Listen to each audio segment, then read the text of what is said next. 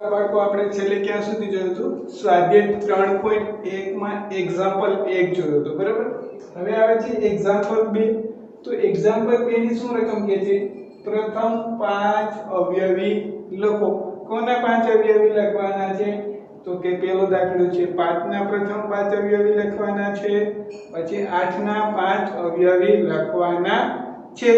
તો મેં તમને કીધું હતું કે અવયવી લખવા હોય ત્યારે આપણે શું કરવાનું તો કે ગુજરાતીમાં કહીએ તો 5 નો જે પાડો હોય એ લખીને લખવાનો અને ઇંગ્લિશમાં કહીએ તો 5 ના મલ્ટીપ્લાય લખવાના છે બરાબર।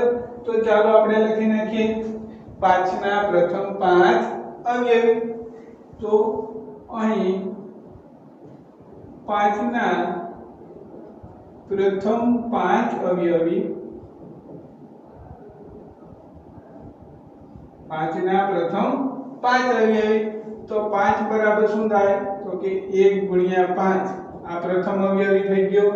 પછી બીજું 10 બરાબર 2 ગુણ્યા 5, પછી 15 બરાબર 3 ગુણ્યા 5, પછી 20 બરાબર 4 ગુણ્યા 5 ને 25 બરાબર 5 ગુણ્યા 5। તો આ બધા શું થઈ ગયા 5 10 15 20 અને 25 એ 5 ના પ્રથમ અવયવી। આમ લખવાનું આ 5 ના પ્રથમ અવયવી પછીના પ્રથમ 5 અવયવી કેટલા છે 5 અવયવી। અહીં આપણે 5 ઇંગ્લિશમાં લખી નાખીએ બરાબર આંકડામાં એટલે કોઈને કાંઈ પ્રશ્ન ન થાય। આમ 5 ના સોરી અહીંયા લખતા જ ભૂલાઈ ગયું છે 5 ના પ્રથમ 5 અવયવી શું શું થશે તો કે 5 10 15 20 અને 25 થશે। 5 10 15 20 25 થશે બરાબર। તો આ તો પહેલો દાખલો। હવે બીજું શું કહે છે 8 ના પ્રથમ 5 અવયવી લખો। કોના પ્રથમ 5 અવયવી લખવાના છે તો 8 ના। તો એવી જ રીતે લખવાનું આ તો એ દાખલો। હવે આવે છે બી દાખલો। શું કહે છે 8 ના પ્રથમ 5 અવયવી લખો। તો અહીં 8 ના પ્રથમ 5 અવયવી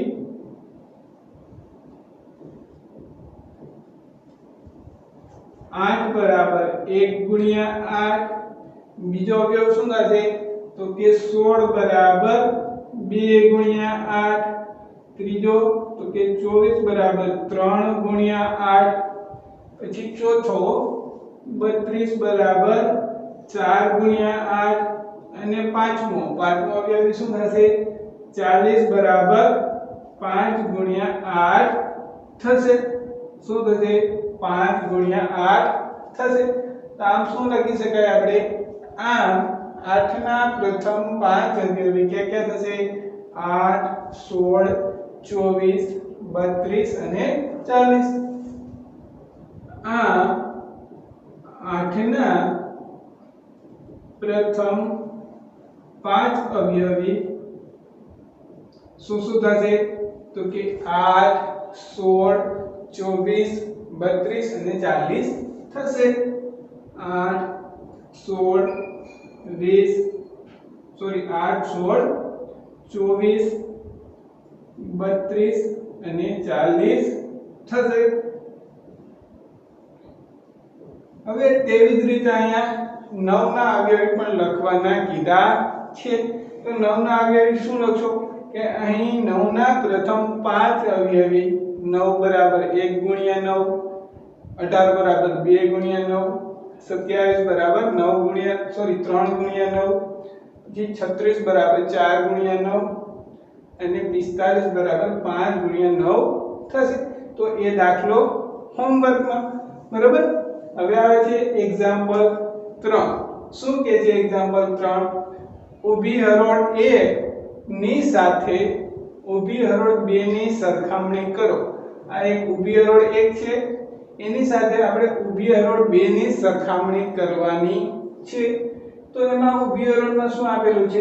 એક તો સંખ્યા આપેલી છે અને ઊભી હરોળ 2 માં શું આપેલું છે કે અવયવી છે કે અવયવ એ આપણે ચેક કરવાનું છે. તો પેલું શું આપેલું છે ઊભી હરોળમાં? 35. શું? 35. તો 35 માટે આમાંથી કયું વિધાન સાચું પડે એ લખવાનું છે. તો 35 એ 8 નો અવયવી છે. તો કે ના સાહેબ, કેમ? કારણ કે 8 ના પાડામાં ક્યાંય 35 આવે નહીં. પછી 35 એ 7 નો અવયવી છે. તો કે હા, કેમ? 35 બરાબર શું થાય? 7 ગુણ્યા 5. તેથી પહેલાની સામે શું આવશે? જવાબમાં b. તો પહેલાની સામે જવાબમાં b. હવે જોઈએ બીજું. તો 15 એ 8 નો અવયવી. તો કે ના. 15 એ 7 નો અવયવી. તો કે ના. 15 એ 70 નો અવયવી. ના. 15 એ 30 નો અવયવી. તો કે ના. 15 એ 50 નો અવયવી. સોરી, અહીંયા શું છે? 15 એ 30 નો અવયવ. તો કે હા, 15 એ શું છે? 30 નો અવયવ છે. એટલે બીજા સામે શું આવશે? d. બીજા સામે શું આવશે? d. હવે ત્રીજો. તો 16 એ શું 8 નો અવયવી છે? તો કે 16 ના 8 ના પાડામાં શું આવે? 16.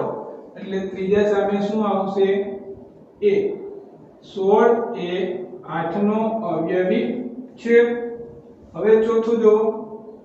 20 એ 8 નો અવયવી. તો કે ના. 20 7 નો અવયવી. ના. 20 70 નો અવયવી. ના.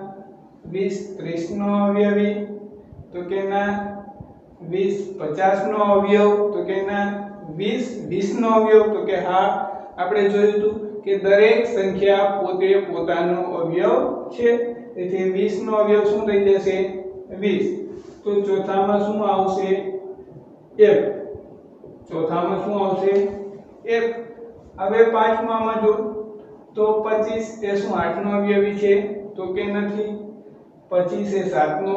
ના. 25 એ 70 નો અવયવી છે. તો કે ના. 25 એ 30 નો અવયવી. ના. 25 એ 50 નો અવયવ. તો કે હા. 50 ના અવયવમાં શું આવે છે? 25. તો પાંચમા અમે શું આવી જશે? e. પાંચમા અમે શું આવી જશે? e. બરોબર. તો આપણે શું કીધું હતું કે ઊભી હરોળ 1 ની સાથે ઊભી હરોળ 2 ની સરખામણી કરો. તો આપણે ઊભી હરોળ 1 અને ઊભી હરોળ 2 ની સરખામણી કરી દીધી. તો આ તો એક્ઝામ્પલ 3. હવે એક્ઝામ્પલ 4 શું કહે છે ખબર? 100 સુધીમાં 9 ના અવયવીની સંખ્યા લખો. 100 સુધીમાં આવતા 9 ના અવયવીની સંખ્યા લખો. તો આપણે આ જ રીતે 9 ના અવયવી શોધવાના છે. પણ ક્યાં સુધી? તો કે જ્યાં 100 થી વધારે થવા જોઈએ નહીં. તો 100 સુધીમાં આવતા 9 ની અવયવી સંખ્યા લખવા માટે આપણે શું કરવું પડે? 9 બરાબર 9 ગુણ્યા 1, 18 બરાબર 9 ગુણ્યા 2, એટલે કે 9 નો પાડો લખવો પડે. તો બરાબર, એ દાખલો પણ હોમવર્કમાં તમને આપું છું. પછી અવિભાજ્ય સંખ્યા અને વિભાજ્ય સંખ્યા. બરાબર. તો એમાં પહેલા આપણે અવિભાજ્ય સંખ્યાની વ્યાખ્યા જોઈએ. તો અવિભાજ્ય સંખ્યા એટલે કેવી સંખ્યા? તો કે જે સંખ્યાને, ધ્યાનથી સાંભળજો, બરોબર, જે સંખ્યાને એક અને તે સંખ્યા પોતે એમ બે માત્ર અવયવ હોય છે. જે સંખ્યાને એક અને તે સંખ્યા પોતે એમ માત્ર બે જ અવયવો છે તેવી સંખ્યાને શું કહેવાય? અવિભાજ્ય સંખ્યા. તો અવિભાજ્ય સંખ્યા એટલે શું? તો કે જે સંખ્યાને એક અને તે સંખ્યા પોતે એમ માત્ર કેટલા અવયવો છે? બે. એમ માત્ર બે જ અવયવો છે તે સંખ્યાને શું કહેવાય? અવિભાજ્ય સંખ્યા કહે છે. બરાબર. તો અવિભાજ્ય સંખ્યા એટલે શું? આ એક માર્કમાં વ્યાખ્યામાં પણ પૂછાય તો કાઈ નહીં, સાવ સહેલું છે. જે સંખ્યાને એક અને તે સંખ્યા એમ માત્ર બે જ અવયવો છે તે સંખ્યાને શું કહીએ? અવિભાજ્ય સંખ્યા. તો તમારે અવિભાજ્ય સંખ્યાની વ્યાખ્યા યાદ રાખવાની છે. પછી ઉદાહરણ આપેલા છે કે એવી કઈ કઈ સંખ્યા છે કે જેને માત્ર એક અને તે સંખ્યા પોતે એવા બે જ અવયવો છે. તો કે ચાલો બે લઈ લો. તો બે ના કયા અવયવો થશે? એક અને બે. તેવી જ રીતે 3 લઈ લો. તો 3 ના કયા અવયવો થશે? એક અને 3. પછી 5 લઈ લો. તો 5 ના કયા અવયવો થાય? એક અને 5. 7 લઈ લો. તો 7 ના કયા અવયવો થશે? એક અને 7. પછી 11 લઈ લો. તો 11 ના પણ કયા અવયવો થશે? એક અને 11. 13 લઈ લો. તો 13 ના પણ કયા અવયવો થશે? એક અને 13. બરોબર. તો આ બધી જે સંખ્યાઓ છે એને માત્ર બે જ અવયવો છે. ક્યાં ક્યાં? તો કે એક અને એ સંખ્યા પોતે. તો આવી સંખ્યાઓને શું કહેવાય છે? અવિભાજ્ય સંખ્યાઓ. તો હવે એમાં શું કહે છે? સૌથી નાની અવિભાજ્ય સંખ્યા 2 છે. સૌથી નાની અવિભાજ્ય સંખ્યા શું છે? 2. આ પણ એક માર્કમાં પ્રશ્નમાં પૂછી શકાય કે સૌથી નાની અવિભાજ્ય સંખ્યા કઈ છે? તો એમાં જવાબ શું આવશે? 2. કારણ કે 2 પછી આવી જાય 3, 5, 7, 11, 13. આમ તો સંખ્યા મોટી થતી જાય, પણ અહીંયા શું કીધું છે? સૌથી નાની. તો સૌથી નાની અવિભાજ્ય સંખ્યા કઈ થશે? 2. પછી શું કહે છે? 2 એ એકમાત્ર બેકી અવિભાજ્ય સંખ્યા છે. શું? આ જે 2 છે ને એ એક જ એવી માત્ર સંખ્યા છે જે કેવી હોય? બેકી. બેકી સંખ્યા એટલે શું? હમણાં આપણે શીખશું. બરોબર. તો 2 એ એકમાત્ર બેકી અવિભાજ્ય સંખ્યા છે. બરોબર. હવે આવે છે વિભાજ્ય સંખ્યા. શું આવે છે? વિભાજ્ય સંખ્યા. તો જે સંખ્યાને બે થી વધારે અવયવો હોય, જે સંખ્યાને બે થી વધારે અવયવો હોય તેને શું કહેવાય? વિભાજ્ય સંખ્યા કહે છે. આ વ્યાખ્યા પણ યાદ રાખવાની છે. સાવ સહેલી છે. શું કહે છે વિભાજ્ય સંખ્યા એટલે? તો કે જે સંખ્યાને બે થી વધારે, કેટલાથી વધારે? બે થી વધારે અવયવો હોય તો તેને શું કહેવાય? વિભાજ્ય સંખ્યા કહે છે. ઉદાહરણ આપેલા છે. શું? 4. તો પેલું ઉદાહરણ આપેલું છે 4. બરોબર. તો આપણે 4 ના અવયવો જોઈએ. અહીંયા 4 ના અવયવો જોઈએ તો શું થશે? તો કે 1, 2, 4. આપણે મેં તમને આગળ શીખવાડ્યું હતું કે 4 ના અવયવો કેવી રીતે શોધી શકાય. તો 4 ના અવયવો શું થશે? 1, 2 અને 4. તેથી 4 એ શું થઈ જશે? વિભાજ્ય સંખ્યા. કેમ વિભાજ્ય સંખ્યા? કારણ કે જે સંખ્યાને બે થી વધારે અવયવો હોય તેને શું કહેવાય? વિભાજ્ય સંખ્યા કહે છે. તેવી જ રીતે 6 જોઈએ આપણે. તો 6 ના કેટલા અવયવો થાય? 1, 2, 3 અને 6. તો આ પણ બે થી વધારે અવયવો છે. પછી 8 ના અવયવો જોઈએ આપણે. તો 8 ના કેટલા અવયવો થશે? 1, 2, 4 અને 8. બરાબર. તો આ બધા જે અવયવોની સંખ્યા છે એ કેટલી છે? 2 કરતા વધારે. તેથી શું થઈ જશે? આ બધી સંખ્યાઓ વિભાજ્ય સંખ્યાઓ. તો શું જોયું આપણે? એકી અવિભાજ્ય સંખ્યાઓ જોઈ અને વિભાજ્ય સંખ્યાઓ. તો અવિભાજ્ય સંખ્યાઓ એટલે કેવી સંખ્યાઓ? તો કે જે સંખ્યાને એક અને તે સંખ્યા પોતે એમ માત્ર બે જ અવયવો હોય તેને શું કહેવાય? અવિભાજ્ય સંખ્યા કહેવાય. પછી એના ઉદાહરણો જોયા. બરોબર. પછી શું કહે છે કે સૌથી નાની અવિભાજ્ય સંખ્યા કઈ છે? તો કે 2. અને 2 એક એવી માત્ર સંખ્યા છે જે બેકી સંખ્યા છે. હવે આવે છે વિભાજ્ય સંખ્યાઓ. તો વિભાજ્ય સંખ્યાઓ એટલે શું? તો કે જે સંખ્યાને બે થી વધારે અવયવો હોય તો તેને શું કહેવાય? વિભાજ્ય સંખ્યાઓ. એના ઉદાહરણો આપેલા છે। તો કોઈ ક્વેશ્ચન પૂછે મને કે સર આમાં બધી સંખ્યાઓ આવી ગઈ 2 3 5 7 11 13 9 10 પણ એક તો ના આવી, આમાં ક્યાંય એક તો ના આવી, તો ભાઈ યાદ રાખવાનું છે શું એક એ અવિભાજ્ય સંખ્યા પણ નથી અને વિભાજ્ય સંખ્યા પણ નથી। તો તમને કોઈ એક માર્કમાં પ્રશ્ન પૂછો કે કોઈ એવી સંખ્યા છે જે અવિભાજ્ય સંખ્યા પણ ન હોય અને વિભાજ્ય સંખ્યા પણ ન હોય, તો તમારે શું કહેવાનું? હા, એક એવી સંખ્યા છે જે અવિભાજ્ય સંખ્યા પણ નથી અને વિભાજ્ય સંખ્યા પણ નથી। તો આપણે અવિભાજ્ય સંખ્યા અને વિભાજ્ય સંખ્યાઓ વિશે જોયું।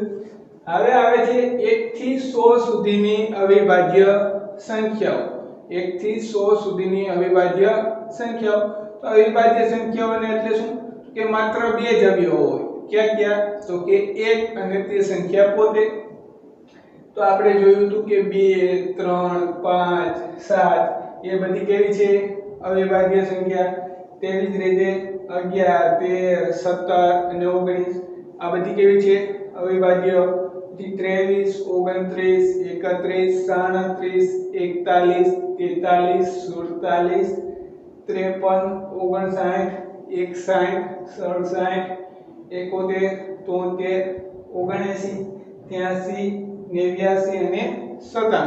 તો આ બધી સંખ્યાઓ કેવી છે? અવિભાજ્ય સંખ્યાઓ। કેમ? કારણ કે આ બધી સંખ્યાઓને માત્ર એક અને પોતે બે સંખ્યા જ અવયવ છે, બરોબર? તો કોઈ તમને 2 માર્કનો પ્રશ્ન પૂછે કે 1 થી 100 સુધીની અવિભાજ્ય સંખ્યાઓ કઈ કઈ છે, તો એમાં આ બધી આવે। હવે કદાચ કોઈ એવો પણ પ્રશ્ન પૂછી નાખે શું કે 1 થી 100 1 થી 100 સુધીમાં કેટલી અવિભાજ્ય સંખ્યા આવે? ધ્યાનથી સાંભળજો, હું શું પૂછું છું। 1 થી 100 સુધીમાં કેટલી અવિભાજ્ય સંખ્યા આવે? તો આ તમારે બધું શું કરવી પડે? ગણતરી। તો કેટલી? 1 2 3 4 5 6 7 8 9 10 11 12 13 14 15 16 17 18 19 20 21 22 23 24 અને 25। તો 1 થી 100 સુધીમાં કેટલી અવિભાજ્ય સંખ્યાઓ આવે? 25। કેટલી આવે? 25 આવે, બરોબર? તો આ એક યાદ રાખવા જેવું છે, બરોબર? તો આ હતી 1 થી 100 સુધીની અવિભાજ્ય સંખ્યાઓ। હવે આવે છે બેકી સંખ્યા। બેકી સંખ્યા શું?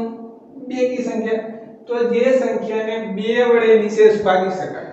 બેકી સંખ્યા એટલે શું? તો કે 2 વડે નિશેષ। નિશેષ એટલે શું? તો કે આપણે જ્યારે કોઈ પણ સંખ્યા આપેલી હોય એનો 2 વડે ભાગાકાર કરીએ ને ત્યારે આપણે જે શેષ મળે ને એ કેવી હોવી જોઈએ? શૂન્ય। કેવી હોવી જોઈએ? શૂન્ય। તો જે સંખ્યાને 2 વડે નિશેષ ભાગી શકાય તે સંખ્યાને શું કહેવાય? બેકી સંખ્યા। તે સંખ્યાને શું કહેવાય? બેકી સંખ્યા। અથવા તેને બીજા નામે પણ ઓળખાય છે। ક્યાં ક્યાં? તો કે સમ સંખ્યા અથવા યુગ્મ સંખ્યા।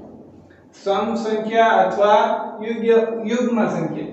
તો આ બેકી, સમ અને યુગ્મ એકબીજાના કેવા છે? સમાનાર્થી શબ્દો। તો બેકી સંખ્યા એટલે શું? જે સંખ્યાને 2 વડે નિશેષ ભાગી શકાય તે સંખ્યાને શું કહેવાય? બેકી સંખ્યા અથવા સમ સંખ્યા અથવા યુગ્મ સંખ્યા કહે છે।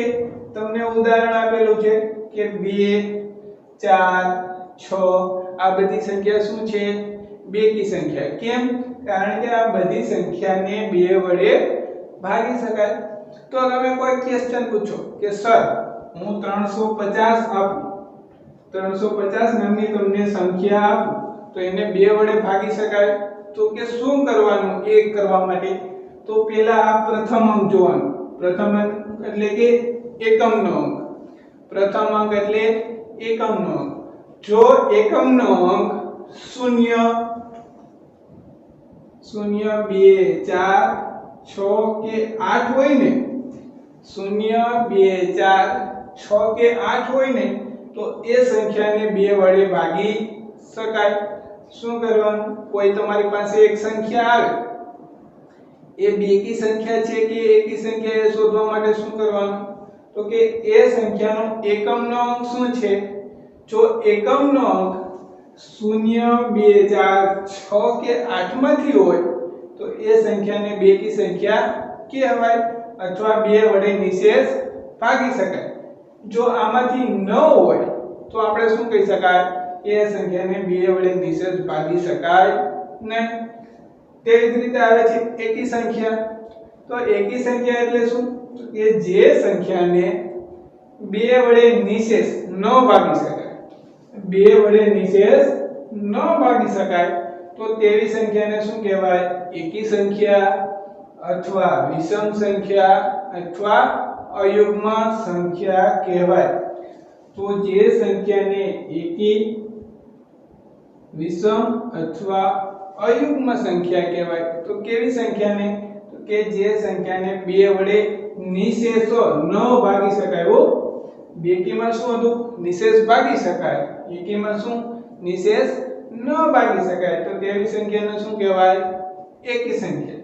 તો એકી સંખ્યાના ઉદાહરણ શું શું આવે, 1 3 5 7 9.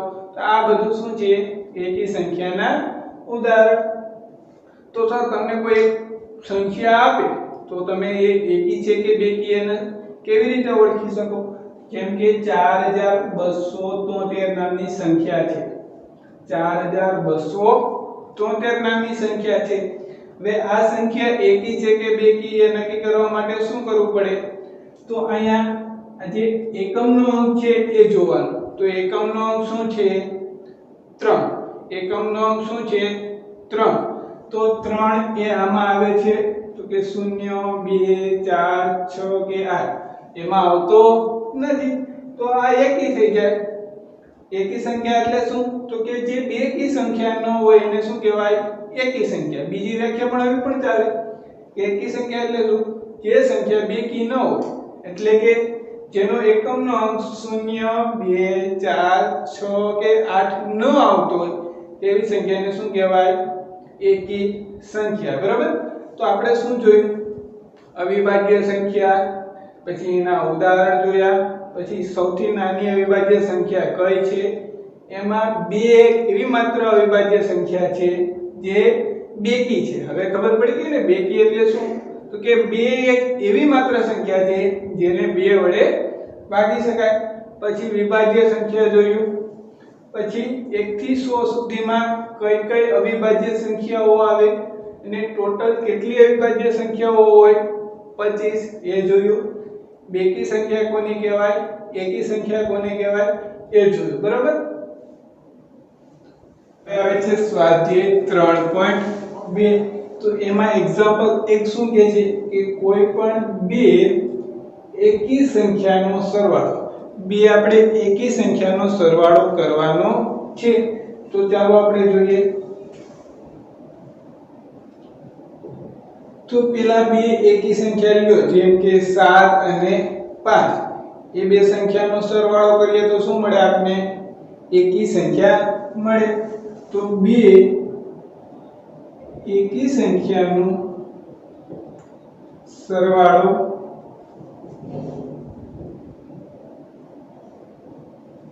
શું મળ્યો આપને, બેકી સંખ્યા મળ્યો. શું, બેકી મળે. બરાબર.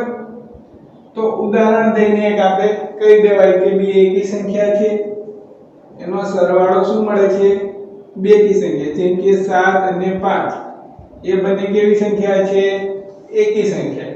હવે એનો સરવાળો કરીએ તો આપણે શું મળે, બેકી સંખ્યા. તો આ કેવી છે, બેકી સંખ્યા.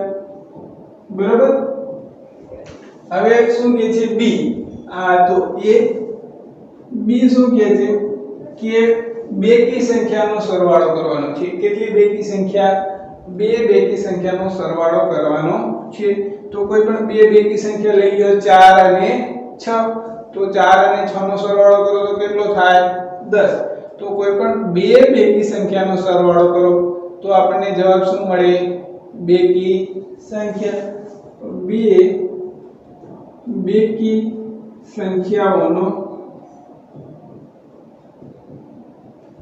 સરવાળો શું મળ્યો આપને બેકી સંખ્યા મળે બેકી સંખ્યા મળે બરોબર તો ઉદાહરણ આપીને એક સમજાવી દેવાય કે ઉદાહરણ તો લઈ લઈએ આપણે 4 અને 6 4 અને 6 આ બંને બેકી સંખ્યા છે હવે એનો સરવાળો કરીએ તો શું આવે જવાબ 10 એ પણ કેવી સંખ્યા છે બેકી સંખ્યા કેવી સંખ્યા છે બેકી સંખ્યા બરાબર તો આ હતો એક્ઝામ્પલ 1 હવે શું કહે છે એક્ઝામ્પલ 2 નીચેના વિધાનો સાચા છે કે ખોટા તે જણાવો આપણને વિધાન આપેલા છે બરાબર બધા એ સાચા છે કે ખોટા તે જણાવવાના છે તો પહેલું વિધાન શું કહે છે 3 એકી સંખ્યાનો સરવાળો બેકી સંખ્યા છે 3 કોઈ પણ એકી સંખ્યા લઈ લો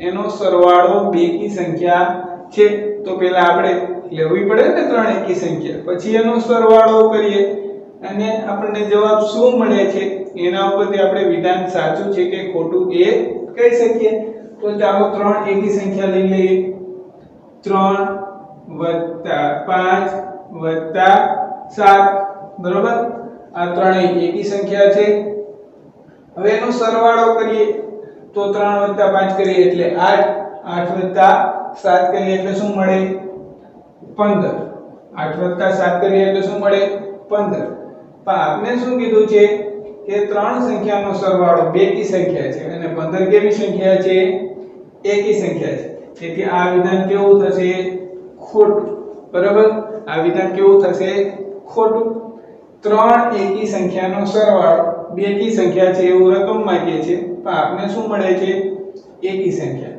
હવે આવે છે બી બે એકી સંખ્યા અને એક બેકી સંખ્યા ઓનો સરવાળો હંમેશા બેકી સંખ્યા છે તો ચાલો આનું પહેલા આપણે ઉદાહરણ લઈ લઈએ તો બે એકી સંખ્યા તમને કહે છે તો 3 7 આ બંને સંખ્યા કેવી છે એકી બે એકી સંખ્યા વત્તા એક બેકી સંખ્યા એટલે આપણે બેકી સંખ્યા લઈ લઈએ 6 હવે આ ત્રણેયનો સરવાળો કરો તો 3 7 એટલે 10 10 6 કરો એટલે 16 તો આ કેવી સંખ્યા છે બેકી સંખ્યા અને રકમમાં પણ શું કહે છે બે એકી સંખ્યા અને એક બેકી સંખ્યાનો સરવાળો બેકી સંખ્યા છે એટલે આ વિધાન કેવું થશે સાચું હવે એમ કે જે ત્રણ એકી સંખ્યાનો ગુણાકાર એકી સંખ્યા છે કોઈ પણ ત્રણ એકી સંખ્યા લઈ લો એનો ગુણાકાર શું છે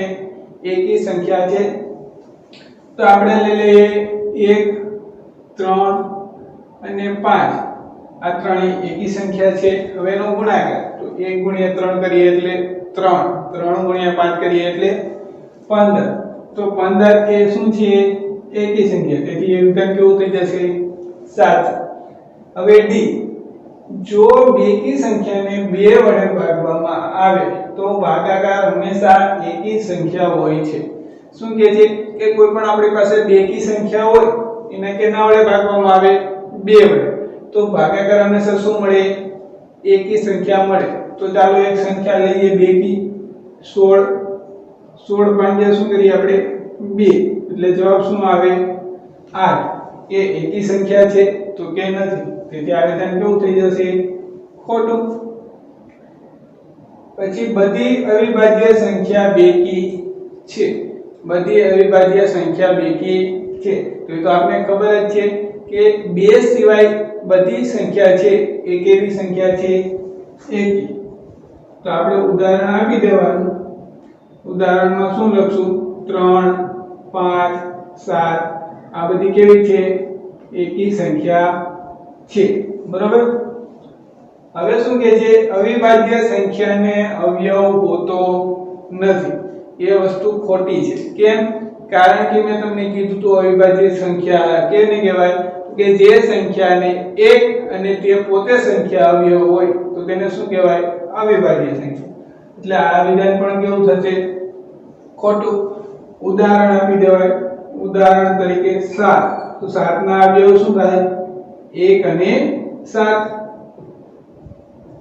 બરાબર પછી નીચેનું વિધાન શું કહે છે બે અવિભાજ્ય સંખ્યાઓનો સરવાળો હંમેશા બેકી સંખ્યા છે બે અવિભાજ્ય સંખ્યાઓનો સરવાળો હંમેશા બેકી સંખ્યા છે તો આપણે કોઈ પણ બે અવિભાજ્ય સંખ્યા લઈ લઈએ 2 3 બરાબર આ બંને અવિભાજ્ય સંખ્યા છે હવે એનો સરવાળો કરીએ તો શું આવે જવાબ 5 એક એવી સંખ્યા છે એકી સંખ્યા અને આપણે કેવી સંખ્યા કે છે બેકી સંખ્યા એટલે આ શું થશે ખોટું એ જ શું કે છે 2 એ એકમાત્ર બેકી અવિભાજ્ય સંખ્યા છે તો એ અમે તમને આપણે જ્યારે થિયરી ભણતા હતા ત્યારે એ વસ્તુ કીધી હતી કે 2 એક એવી માત્ર સંખ્યા છે જે બેકી પણ છે અને અવિભાજ્ય પણ છે તો આ તો એ જ હવે I અને J બંને દાખલા આના જેવા જ છે એટલે એ બંને દાખલા તમારે કરી લેવાના છે હવે એક્ઝામ્પલ 2 જોયો બરાબર આપણે હવે એક્ઝામ્પલ 3 છે ને આપણે નેક્સ્ટ લેક્ચરમાં જોશું